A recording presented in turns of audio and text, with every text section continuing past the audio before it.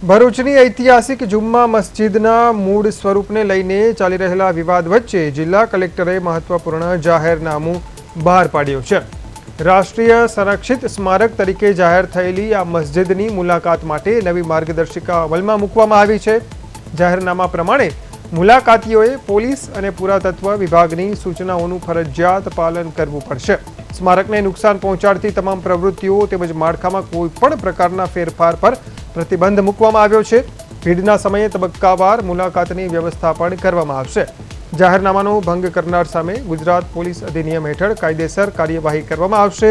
નોંધનીય છે કે મસ્જિદને લઈને કેટલાક હિન્દુ અને જૈન સંગઠનો દ્વારા તેને પ્રાચીન જૈન મંદિર હોવાનો દાવો કરવામાં આવી રહ્યો છે, જેને કારણે વિવાદ ઊભો થયો છે। થોડા દિવસો અગાઉ પુરાતત્વ વિભાગે મસ્જિદની અંદર થયેલું ગેરકાયદેસર બાંધકામ દૂર કર્યું હતું।